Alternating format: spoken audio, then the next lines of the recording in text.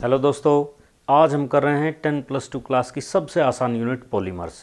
Polymers जैसा आप जानते हैं ग्रीक वर्ड है, पॉली मीन्स मैनी, मर्स मीन्स यूनिट, यानी कि बहुत सारी स्मॉल यूनिट्स होती हैं, वो आपस में मिलकर बड़े मॉलिक्यूल्स बनाती हैं, मैक्रो मॉलिक्यूल्स बनाती हैं। ये जो स्मॉल यूनिट्स हैं जो आपस में मिलती हैं इनको मोनोमर्स कहा जाता है, और इनके मिलने से जो बड़ा मॉलिक्यूल बना है वो पॉलीमर्स कहा जाता है। अब पॉलीमर्स का सबसे पहले क्लासिफिकेशन है, तो सोर्स के बेस के ऊपर देखें तो ये 3 टाइप के हैं। नेचुरल कौन से हैं? जो नेचर में ही अपने आप पाए, जैसे सेलुलोज है, स्टार्च है, ये क्या है? नेचुरल पॉलीमर्स हैं। सेमी सिंथेटिक वो हैं जो नेचर से लेकर थोड़ा बहुत मॉडिफिकेशन ह्यूमन बींग्स में उनमें किया है। सेमी मीन्स होता है आधा, तो आधा सिंथेटिक है, पूरा सिंथेटिक नहीं है, कृत्रिम यानी कि आर्टिफिशियल पूरा नहीं, आधा है। जैसे रेयोन है जिसको सेलुलोज एसीटेट बोलते हैं, या सेलुलोज नाइट्रेट है, तो ये क्या है? सेमी सिंथेटिक हैं। और सिंथेटिक वो हैं जो प्योरली फैक्ट्रीज में, इंडस्ट्रीज में बनाए जाते हैं, जैसे नाइलॉन है तो वो सिंथेटिक है। स्ट्रक्चर के बेस के ऊपर फिर ये 3 टाइप के हैं। लीनियर हैं जिनकी शेप यानी अलोंग द लाइन लीनियर जिनकी शेप होती है, जैसे पॉलीविनाइल क्लोराइड है, पॉलीथीन है, या हाई डेंसिटी पॉलीथीन है। ब्रांच्ड है जिसमें ब्रांचिंग होती है, यानी कि लीनियर तो जैसे ये हो गए, ब्रांचिंग मीन्स अगर इनमें ब्रांचिंग हो जाए, जैसे लो डेंसिटी पॉलीथीन है। क्रॉस लिंक्ड या नेटवर्क पॉलीमर्स वो हैं जिनमें क्रॉस लिंकिंग हो जाती है। याद रखना, पॉलीमर्स में जो बॉन्ड है वो कोवेलेंट बॉन्ड्स होते हैं, तो क्रॉस लिंकिंग उनकी आपस में हो जाती है, जैसे बेकेलाइट है, मेलेमाइन है। Mode of polymerisation, mode means तरीका, पॉलीमराइजेशन के तरीके के बेस पर ये 2 टाइप के हैं, एडिशन और कंडेंसेशन। एडिशन यानी कि जिसमें मोनोमर यूनिट्स ऐड होती हैं, ज़्यादातर ये डबली बॉन्डेड जो कंपाउंड्स हैं, अनसैचुरेटेड हैं, उनमें ये होता है। अब जो यूनिट आपस में जुड़ रही है मोनोमर, या तो वो एक जैसी हो सकती हैं, अगर एक जैसी हैं जैसे पॉलीथीन है तो उसमें सारी इथीन की यूनिट आपस में जुड़ती हैं, तो वो होमोपॉलीमर है। ये मोनोमर यूनिट अलग अलग टाइप की भी हो सकती हैं, जैसे ब्यूना एन है, ब्यूना एस है, अब आगे एक चार्ट के रूप में हम इनको पढ़ेंगे। तो वो मोनोमर यूनिट अलग अलग टाइप की हैं, आपस में ऐड होती हैं, तो वो कोपॉलीमर कहा जाएगा। कंडेंसेशन में क्या है कि मोनोमर यूनिट्स आपस में ऐड होती हैं और स्मॉल मॉलिक्यूल्स हैं, जैसे वाटर है, जैसे अल्कोहल है, जैसे NH3 अमोनिया है, इनका लॉस होता है, यानी कि ये निकल जाते हैं, फिर मोनोमर यूनिट आपस में जुड़ती हैं, तो उनको कहा जाएगा कंडेंसेशन पॉलीमर्स। जैसे नाइलॉन 6 है, उसमें 2 यूनिट्स हैं, एक है एडिपिक एसिड और दूसरी है हेक्सामिथाइलिन डायमीन। दोनों जब मोनोमर यूनिट ये जुड़ेंगी दोनों टाइप की, तो H2O वहाँ से चला जाएगा। कंडेंसेशन इसी को कह रहे हैं कि स्मॉल मॉलिक्यूल्स का लॉस। मॉलिक्यूलर फोर्सेज की अगर बात करें, इस बेसिस पर ये 4 टाइप्स के हैं। इलास्टोमर्स जिनमें सबसे कमज़ोर फोर्सेज होते हैं, वीकेस्ट फोर्सेज होते हैं, जैसे ब्यूना एस, ब्यूना एन, ये रबर होती हैं। नियोप्रिन, सारी ये रबर की टाइप हैं। आगे हम इनकी मोनोमर यूनिट के फॉर्मूले वगैरह देखेंगे। फाइबर्स हैं जिनमें स्ट्रॉन्ग, सबसे ज़्यादा स्ट्रॉन्ग इनमें होंगे जो फोर्स ऑफ अट्रैक्शन है, जैसे नाइलॉन 6 है, या पॉलिएस्टर्स है, जैसे हाइड्रोजन बॉन्ड्स हैं, ये इनमें पाए जाते हैं। थर्मोप्लास्टिक, ये ऐसे होते हैं जिनको आप गर्म कर सकते हैं, हीट कर सकते हैं, फिर कोल्ड, फिर हीट, यानी कि आप इनको बार बार डिजायर्ड शेप दे सकते हैं। The polymers which can be moulded into desired shapes again and again, बार बार आप इनका रूप बदल सकते हैं। थर्मोसेटिंग पॉलीमर्स वो हैं, थर्मो मीन्स हीट, सेटिंग का मतलब सेट हो गए फिर वो बदलेंगे नहीं, मीन्स एक बार आप इनको मनचाहा रूप दे सकते हैं, इसके बाद आप उनको फिर से गर्म करेंगे, कुछ और उनका बनाना चाहेंगे, दोबारा से मोल्ड करना चाहेंगे, तो क्रॉस लिंकिंग के कारण ऐसा नहीं हो सकेगा, वो थर्मो यानी कि हीट के कारण सेट हो जाता है। Which can not be moulded into desired shapes again and again, तो वो कौन से हैं? थर्मोसेटिंग पॉलीमर्स, जैसे बेकेलाइट, जैसे मेलेमाइन, ये हैं थर्मोसेटिंग पॉलीमर्स। तो मेनली हमने 2 मेथड्स पढ़े पॉलीमराइजेशन के, एक तो एडिशन, एक कंडेंसेशन। तो एडिशन पॉलीमराइजेशन का जो मैकेनिज्म है, जो आयनिक रिएक्शंस के द्वारा होता है, और फ्री रेडिकल मैकेनिज्म। तो मेन, सबसे मेन कौन सा है? फ्री रेडिकल मैकेनिज्म, बार बार बोर्ड एग्जाम से पूछा जाने वाला क्वेश्चन। तो उसका मैकेनिज्म क्या है? तो फ्री रेडिकल्स बनते हैं, उसकी सहायता से एडिशन पॉलीमराइजेशन होता है। एक जैसी यूनिट है तो होमोपॉलीमर बनेगा, अलग अलग हैं तो कोपॉलीमर बनेगा। जैसे यहाँ पर हम इथीन का पॉलीमराइजेशन करके देख रहे हैं। तो फ्री रेडिकल जनरेटिंग इनिशिएटर लेना पड़ेगा पहले कोई हमें जो कैटलिस्ट का काम करेगा, जैसे बेंजोइल प्रोक्साइड, जैसे एसिटाइल प्रोक्साइड, जैसे टर्सरी ब्यूटाइल प्रोक्साइड। जैसे यहाँ पर हमने लिया है बेंजोइल प्रोक्साइड, ये इनिशिएटर लिया है जो इनिशिएट करेगा, रिएक्शन को शुरू करेगा। 3 स्टेप्स में पूरी होगी चेन इनिशिएशन, पहले चेन इनिशिएट यानी शुरू होगी, चेन प्रोपेगेशन फिर वो आगे बढ़ेगी, प्रोपेगेट मीन्स आगे बढ़ना, और फिर टर्मिनेशन मीन्स वो रुकेगी, खत्म होगी वहाँ पर।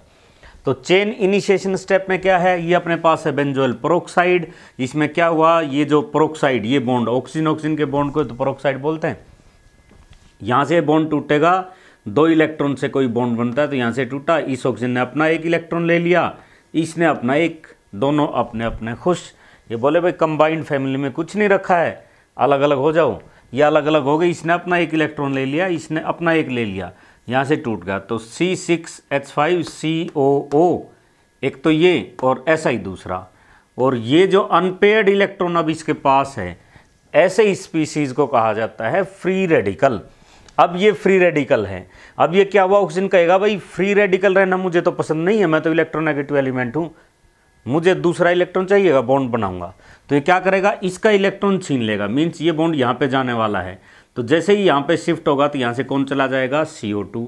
लेकिन इसका भी 1 इलेक्ट्रॉन यहाँ चला गया, 1 तो इसके पास था, 1 इसने इसका ले लिया, तो 1 ही बच गया यहाँ पे। तो अब C6H5 ये रेडिकल बन गया, 2 थे तो 2 ही बनेंगे, इनको हम कहेंगे फिनाइल रेडिकल। ये जो बॉन्ड था, 1 इलेक्ट्रॉन यहाँ चला गया, CO2 बाहर गया, 1 बचा, तो ये फ्री रेडिकल बचा, फिनाइल फ्री रेडिकल। अब ये कहेगा कि हम तो मरेंगे, तुम्हें भी ले डूबेंगे। ये अब ये इनिशिएटर बन गया। अब ये क्या करेगा, ये जो इथीन है, अब इसको कहेगा भाई अलग हो जाओ, क्यों इकट्ठे बैठे हो, बॉन्ड को तोड़ो, मैं भी तो अभी तोड़ के आया हूँ। तो ये क्या करेगा, इस बॉन्ड को ख़त्म करवाएगा। तो इसके साथ जैसे ही आप इसको तोड़ेंगे तो 1 इलेक्ट्रॉन इसने अपना ले लिया, इसने अपना ले लेगा, लिखना आपने ऐसे ही, मैं तो समझा रहा हूँ। इसके थ्रू ये बॉन्ड बनाएगा, ये बॉन्ड बन गया, लेकिन फिर ये यहाँ पर 1 बचेगा फ्री इलेक्ट्रॉन। तो पहले ये अकेला फ्री रेडिकल था, अब ये और बड़ा हो गया। अब ये क्या करेगा, ये यहाँ से शुरुआत होगी अपनी रिएक्शन की, ये चेन इनिशिएशन स्टेप है, फिर है चेन प्रोपेगेशन, अब ये आगे बढ़ेगी। तो अब ये जो रेडिकल है, ये कहेगा भाई देखो पहले से भी बड़ा होगा, ये औरों को फिर मोटिवेट करेगा कि भाई तुम भी अपना बॉन्ड तोड़ो और ऐसा ही करो।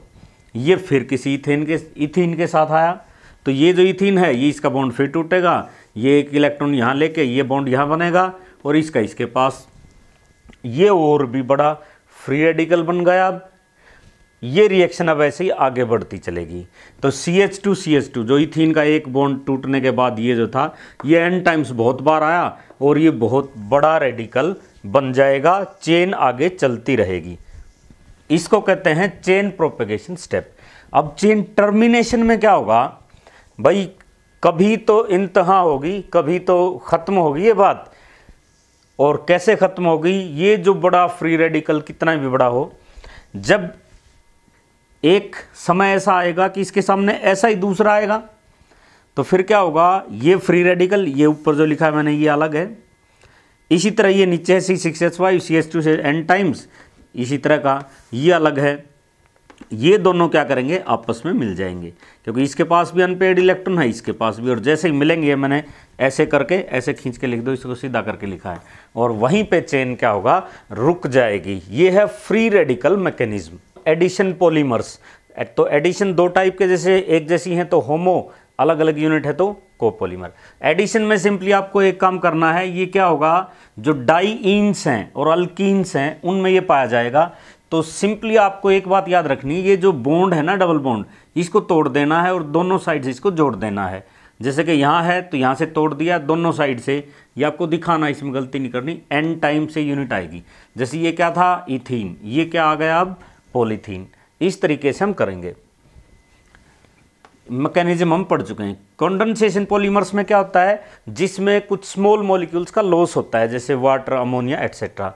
जैसे एग्जांपल है नाइलॉन 6,6, तो दो मोनोमर यूनिट मीन्स ये कोपॉलीमर, इसका मतलब एक है एडिपिक एसिड और दूसरा क्या है हेक्सा मिथाइलिन डाइअमीन। CH4 है मीथेन का फॉर्मूला, एक हाइड्रोजन हटा दो CH3, ये है मिथाइल का फॉर्मूला, एक और हटा दो ये है मिथाइलिन यानी कि CH2। तो हेक्सा 6 तो मिथाइलिन है, नाम से पता लग रहा है हेक्सा मिथाइलिन, CH2 6 टाइम्स है, डाई का मतलब 2, अमीन का मतलब NH2, दोनों तरफ क्या कर दो NH2। एडिपिक एसिड देखो 6 है, इसका मतलब जो दो यूनिट आप ले रहे हैं उनमें 6 कार्बन हैं, तो NH2 2 बार और CH2 कितनी बार 6 बार। अब इसमें क्या है एडिपिक एसिड में COH लेना है दोनों तरफ, तो अब COH में 1 कार्बन, इसमें 2 तो आ गए, कितने बच गए 4, तो CH2 कितनी बार 4 बार। अब आप इनका पॉलीमराइजेशन करवाएं, तो यहाँ से स्मॉल मॉलिक्यूल का लॉस मींस यहाँ से H2O जब जाएगा NH2 और COH में से, तो यहाँ बचेगा CO और इसका एक H जाने के बाद यहाँ बचेगा NH। तो आप इसको एज इट इज जोड़ दें, जैसे COH ये था, CH2 4 टाइम्स ये है, फिर यहाँ से वाटर जाने के बाद क्या बचा CO NH, फिर CH2 6 टाइम्स और NH2। अब लेकिन ऐसी तो बहुत सारी यूनिट आएंगी, पहले ये फिर ये, इसके बाद फिर कौन आएगा ये, यानी कि एक एक करके ऐसी यूनिट आएंगी। तो क्या करें, इस COH को किसी NH2 के साथ कंबाइन करना है जो आएगा, तो इसको ब्रैकेट से बाहर रख लेते हैं। इस NH2 को किसी COH के साथ कंबाइन करना है, इसको भी बाहर रख लेते हैं। ये बीच की यूनिट ये नहीं बदलेगी, ये N टाइम्स है। CONH बॉन्ड को अमाइड बॉन्ड कहा जाता है, क्योंकि ये बार बार आ रहा है इसीलिए इसको पॉलीअमाइड फाइबर भी बोलते हैं। बहुत इंपॉर्टेंट, यहाँ से क्वेश्चन बहुत बार पूछे जाते हैं, बायोडिग्रेडेबल पॉलीमर्स क्या हैं, तो ये तो आप बता ही सकते हैं, माइक्रो ऑर्गेनिज्म है उनको हार्मलेस सब्सटेंसेस में तोड़ देते हैं, बायोडिग्रेडेबल चीज़ें होती हैं। एग्जाम्पल है PHBV, तो कई बार ऐसा पूछा हुआ बोर्ड एग्जाम्स में कि बताइए ऑर्थोपेडिक डिवाइस में कौन सा पॉलीमर यूज होता है, या कौन सा बायोडिग्रेडेबल पॉलीमर यूज होता है, या फिर कंट्रोल्ड रिलीज ऑफ ड्रग्स, यानी कि ड्रग्स धीरे धीरे से रिलीज की जाए बॉडी के अंदर, तो कौन सा यूज होगा, पैकेजिंग में कौन सा, और बायोडिग्रेडेबल तो है ही, तो वो कौन सा है PHBV। PHBV डायरेक्ट यही पूछ सकते हैं व्हाट इज PHBV, या फिर कह देंगे इसकी मोनोमर यूनिट बताइए। तो एक कोपॉलीमर है, पहली बात तो अलग अलग यूनिट है, यानी कि इसमें इसकी एब्रीवेशन है पोली बीटा हाइड्रोक्सी ब्यूटायरेट, को बीटा हाइड्रोक्सी वेलरेट। और मोनोमर यूनिट बहुत सिंपल है इसकी, 3 हाइड्रोक्सी ब्यूटेनोइक एसिड, ब्यूटेन क्या होता है देखो 4 कार्बन, ब्यूटेनोइक मीन्स यहीं से गिनना पड़ेगा हमें 1 2 3 4, अब तीसरे कार्बन पे कौन है हाइड्रोक्सी, तो गिनती यहीं से होगी 1 2 3, यानी कि यहाँ क्या है OH, और एक है 3 हाइड्रोक्सी पेंटेनोइक एसिड, इसी तरह 5 कार्बन लिखो COH लास्ट में, तीसरे पे क्या करोगे हाइड्रोक्सी। अब मैंने यहाँ पर क्या किया है देखो, अब ये OH और COH को कंबाइन करना आपस में, और OH और COH जब कंबाइन करते हैं तो क्या होता है, इससे कौन जाता है OH, एल्कोहल का कौन जाता है H, क्या बनता है एस्टर COO। बस यही खेल है, बाकी कुछ नहीं है। इसीलिए मैंने OH को यहाँ लिख दिया, CH3 को नीचे कर दिया है। यहाँ भी कार्बन कार्बन चले आ रहे थे, OH को इस तरफ कर दिया है, CH2 CH3 इसको यहाँ कर दिया मैंने। तो 1 2 3, तीसरे के ऊपर हाइड्रोक्सी है, टोटल ये 5 हैं, इसमें 1 2 तीसरे के ऊपर ही हाइड्रोक्सी है। अब हम क्या करेंगे COH और OH, तो इसका OH और इसका H, ये हमने पढ़ा है ऑर्गेनिक में डिटेल से पढ़ा है कि इसका OH जाता ना कि H, हालांकि है ये एसिड।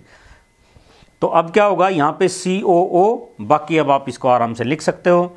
अब इस OH को किसी COH के साथ कंबाइन करना है देखो, तो इसका क्या जाता है H जाएगा, तो क्या बचेगा यहाँ पर O, इसके बाद ये क्या है CH, यहाँ क्या है CH3, फिर ये क्या है CH2, फिर ये क्या है COO, तो COO, इसके बाद फिर आगे एज इट इज ये आप कर देंगे, इसमें फिर COH को आप बाहर रख लेंगे, यानी कि CH, यहाँ क्या है CH2 CH3, अब ये कोई बताने वाली बात नहीं है, CH2 COOH। अब COH का कौन जाएगा OH, तो यहाँ पर आप क्या रख लेंगे CO। अब ये जो यूनिट है ये क्या होगी, बार बार जो है ये बार बार रिपीट होगी, पॉलीमराइजेशन इसका होगा।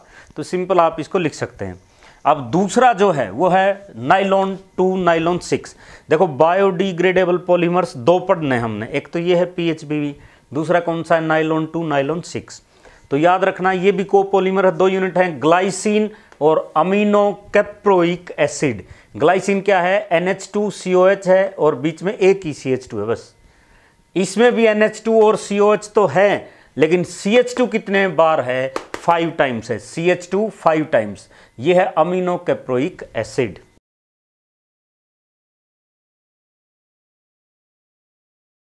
अब कुछ बातें जानते हैं रबर के बारे में। तो रबर, नेचुरल रबर क्या है, एक इलास्टोमर भी इसको बोल देते हैं क्योंकि इसमें इलास्टिसिटी ज़्यादा होती है।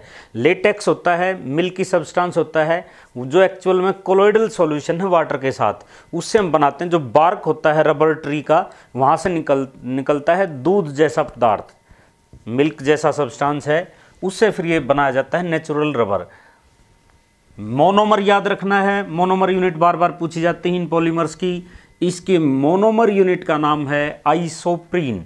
ये प्रीन 2-3 है, ये है क्लोरोप्रीन है, तो कंफ्यूज नहीं होना है।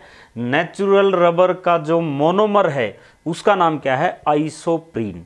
फॉर्मूला क्या है, 2 methyl butadiene. But means 4 carbon, diene means double bond. तो डबल बॉन्ड तो आप लास्ट में लगाएंगे क्योंकि आपको बता रखा है बॉन्ड को तोड़ना है, दोनों साइड से जोड़ना है, तो लास्ट में आएगा तभी तो तोड़ोगे। तो डबल बॉन्ड कहाँ आएगा, यहाँ और यहाँ। तो 4 कार्बन लिखो, 2 के ऊपर मिथाइल है, सेकंड कार्बन पे क्या रख दो, मिथाइल। इसकी प्रॉपर्टीज में सुधार करने के लिए कई बार इसमें सल्फर मिलाया जाता है। सल्फर क्या करेगा, क्रॉस लिंक फॉर्म करता है, जिसकी वजह से इसकी जो प्रॉपर्टीज उनमें सुधार हो जाता है। और ये जो नेचुरल रबर में सल्फर मिला देते हैं, इस प्रोसेस का नाम है वल्केनाइजेशन। गुडईयर नाम के साइंटिस्ट थे, उन्होंने ये करके देखा था सबसे पहले, और ऐसी रबर को कहा वल्केनाइज्ड रबर। खैर सिंथेटिक रबर्स में 3 रबर हमने यहाँ पढ़नी है, neoprene, Buena N and Buena S। Neoprene क्या है, नियोप्रीन देखो खुद में एक पॉलीमर है, ध्यान रखना है। किसका पॉलीमर है, क्लोरोप्रीन का। तो नियोप्रीन की जो मोनोमर यूनिट है उसका नाम है क्लोरोप्रीन। बिल्कुल आसान सा है, ब्यूटाडाइन वही लिखना है, 2 के ऊपर आप क्या करेंगे, क्लोरो। तो 2 क्लोरो ब्यूटाडाइन, 1 और 3 तो एक ही बात है क्योंकि बॉन्ड हम लगाएंगे ही वहाँ। 2 क्लोरो 1,3 ब्यूटाडाइन, इसका पॉलीमराइजेशन आपने कर देना है। तो क्या करेंगे, दोनों साइड से बॉन्ड तोड़ के जोड़ देंगे, n टाइम्स आप इसको कर देंगे। एडिशन पॉलीमर्स में जहाँ पर एक ही यूनिट है ना मोनोमर की, वो तो कोई बात ही नहीं, इतना आसान। जैसे इसका बनाना हमने, तो यहाँ आप एरो करके लिखेंगे पॉलीमराइजेशन, फिर क्या करेंगे, बॉन्ड को तोड़ दो, इसको भी दोनों तरफ से, और यहाँ से जोड़ दो, यहाँ से जोड़ दो, n टाइम्स, तो इसका पॉलीमर हो जाएगा, मीन्स नियोप्रीन हो जाएगा। ये ब्यूना N, ये कोपॉलीमर है, एडिशन है और कोपॉलीमर है। इसमें 2 यूनिट हैं, 1,3 ब्यूटाडाइन और दूसरी कौन सी है, एक्राइलोनाइट्राइल। तो 1,3 ब्यूटाडाइन यानी कि 4 कार्बन लिखो, 1 और 3 के ऊपर डाइन लगा दो, और कुछ है ही नहीं। एक्राइलोनाइट्राइल, तो ये CN यहाँ पे नहीं लिखना आपने, वरना कन्फ्यूजन होगा। इसको ऊपर या नीचे ही लिखो ताकि दोनों साइड से बॉन्ड को तोड़ के आप जोड़ सकें। तो इस साइड से ये तोड़ेंगे, ये आ जाएगा ब्रैकेट, ये तोड़ के इसके साथ जोड़ के, फिर ये भी आपने ऐसे ही करना है, यानी कि बॉन्ड को तोड़ के और जोड़ देना दोनों यूनिट्स को। ब्यूना S, इसमें क्या है, एक तो यही है ब्यूटाडाइन, यानी कि 1 2 3 4 कार्बन, डबल बॉन्ड यहीं लगाना है, क्यों, यहाँ से हमने तोड़ना है। आप हाइड्रोजन यहाँ लगा सकते हैं, CH2 CH CH2 ये। फिर क्या है, S स्टाइरिन, तो CH2 डबल बॉन्ड CH, ये विनाइल ग्रुप जो है इस पे CN लगाया, तो ये क्या है, एक्राइलोनाइट्राइल। इसी पे अगर आप लगा देते हैं C6H5 ये, तो इसको क्या बोलते हैं, स्टाइरिन। अब इन दोनों को आप जोड़ सकते हो, कैसे जोड़ेंगे, यहाँ से तोड़ना है, देखो पॉलीमराइजेशन करके यहाँ से आप तोड़ेंगे तो क्या होगा, डबल बॉन्ड को तोड़ो, CH2 ये यहाँ से इसको जोड़ दो, फिर CH, फिर CH, फिर CH2, इसको तोड़ दो, क्या आएगा, CH2, ये CH, यहाँ क्या है, C6H5। गौर फरमाइएगा, डबल बॉन्ड, यहाँ से डबल बॉन्ड आपने तोड़ा, यहाँ से 2 तोड़ दिया आपने, तो एक डबल बॉन्ड यहाँ आएगा, क्योंकि एक इलेक्ट्रॉन इसका ये कार्बन ले लेगा, टूटने के बाद इससे आपने जोड़ दिया, ये बॉन्ड टूटा, एक इलेक्ट्रॉन यहाँ जुड़ गया, एक इसके पास रहेगा, तो यहाँ पर डबल बॉन्ड आएगा। ये आपने खास ख्याल रखना है जैसे ही आप इनके पॉलीमर्स बनाते हैं। तो कुछ बचे हुए पॉलीमर्स की मोनोमर यूनिट देख लेते हैं। जैसे ये प्रोपीन है तो इसका क्या होगा, पॉलीप्रोपीन। तो आपको ध्यान रखना है ये जो है, क्योंकि आपको बता रखा है एडिशन में सिंपली क्या करना है, दोनों साइड से बॉन्ड को तोड़ना है, दोनों साइड से जोड़ना है। तो ये जो CH3 नहीं, इसको आप यहाँ मत लिखो, इसको ऐसे लिखो, जैसे ये है ना CH3, आप यहाँ लिखो। पॉलीमर्स बनाना पड़े तो क्या करेंगे आप, इसका पॉलीमर के लिए बॉन्ड को तोड़ के यहाँ दोनों साइड से आप इसको जोड़ दो, n टाइम्स कर दो, ये पॉलीमर आ जाएगा। ये जैसे है, ये विनाइल ग्रुप है, ये क्लोराइड है, तो ये क्या है, विनाइल क्लोराइड। पॉलीमर क्या बनेगा, पॉलीविनाइल क्लोराइड। तो फिर वही है CH2 double bond CH Cl, क्या करेंगे, बॉन्ड को तोड़ दो, एक को कहीं दोनों तोड़ दो, एक बॉन्ड तोड़ दो, दोनों साइड से जोड़ दो, n टाइम्स कर दो, ये पॉलीमर होगा यानी कि PVC। अब जैसे ये है CH2CH, ये वही है, Cl की बजाय क्या कर दिया यहाँ हमने C6H5, इसका नाम है स्टायरीन।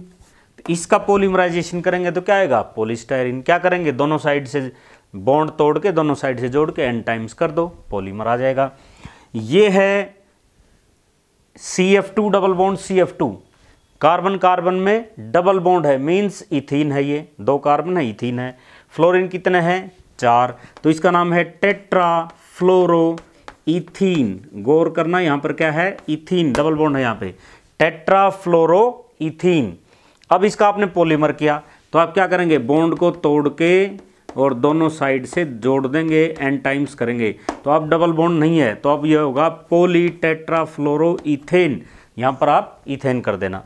इसके बाद CH2C, ये विनाइल ग्रुप है, यहाँ CN लगा दिया, इसको बोलते हैं एक्राइलोनाइट्राइल। इसका पॉलीमर बनाएंगे तो क्या आएगा, पॉली एक्राइलोनाइट्राइल। कैसे करेंगे, CH2 डबल बॉन्ड CN यहाँ था, बॉन्ड को तोड़ दो, दोनों साइड से जोड़ दो, n टाइम्स कर दो, ये इसका पॉलीमर यानी कि PAN शॉर्ट फॉर्म में बोलते हैं। बहुत ही बार पूछे जाने वाला क्वेश्चन, नाइलॉन 6। नाइलॉन पहले क्या आया था, 6 जिसमें कौन था, एडिपिक एसिड, हेक्सामिथाइलिन, डाइअमीन। ये क्या है, ये एक ही मोनोमर यूनिट है इसकी, यानी कि कोपॉलीमर नहीं है ये। नाइलॉन 6 की मोनोमर यूनिट क्या है और इसका फॉर्मूला बार बार पूछते हैं बोर्ड एग्जाम में। तो इसकी मोनोमर यूनिट का नाम है कैप्रोलेक्टम। कैप्रोलेक्टम है इसकी मोनोमर यूनिट। फार्मूला क्या है, CO है, NH है और CH2 है 5 टाइम्स, क्योंकि नाइलॉन क्या है 6, तो एक कार्बन तो CO में आ गया और NH है, बीच में क्या लिखेंगे आप, CH2, तो एक कार्बन आ गया तो 5 बच गए। ये यही लिखा है, CO यहाँ से जोड़ देना है, NH यहाँ से जुड़ा हुआ है, n टाइम्स से यूनिट है, CH2 कितने टाइम है, 5 टाइम्स। ये क्या है, कैप्रोलेक्टम है। बेकेलाइट है, इसकी मोनोमर यूनिट है फिनोल, यानी कि बेंजीन के ऊपर OH, और फॉर्मल्डिहाइड यानी कि HCHO, या इकट्ठा करके इसको CH2O भी कई बार लिख देते हैं। अगर इसका लीनियर प्रोडक्ट जो प्लांट्स वगैरह में होता है वो है तो उसको नोवोलेक भी बोल दिया जाता है। मेलेमाइन फॉर्मल्डिहाइड, ये भी बहुत बार पूछते हैं, क्यों, क्योंकि मेलेमाइन का फॉर्मूला लिखने में आपसे गलती हो सकती है, तो गौर से लिखना है। फॉर्मल्डिहाइड तो वही है HCHO, मेलेमाइन में आप क्या करेंगे, देखो 3 नाइट्रोजन है, ये और ये डायरेक्ट अटैच नहीं है, कार्बन से अटैच हैं सारे, यानी कि यहाँ पे जो है कार्बन है, यहाँ पे इस तरह से, तो N, फिर ये खाली, फिर ये N, फिर ये। अब क्या है, जो ये जगह बची यहाँ पर आपने लगाना है तीनों जगह पर NH2। एक कहाँ है, ये रही NH2, इसका नाम क्या है, मेलेमाइन। तो मेलेमाइन फॉर्मल्डिहाइड, ये क्या है, दोनों यूनिट के मिलने से बनता है पॉलीमर्स। ये यहाँ पर जो कार्बन है ये आपको समझाने के लिए बताया है, ये वैसे लिखने की आपको ज़रूरत नहीं, क्योंकि कहीं नहीं दिखाया हमने, तो ये सिंपली आप ऐसे ही करेंगे, यहाँ पर क्या आएगा, NH2 आएगा। और दोस्तों इसके डिटेल्ड वीडियो मैं बहुत पहले डाल चुका हूँ, और अगर ये वीडियो आपको अच्छा लगा हो तो इसको लाइक कीजिए, शेयर कीजिए, सब्सक्राइब कीजिए, और जल्दी से थोड़े से टाइम में इस आसान सी यूनिट को रिवाइज कीजिए।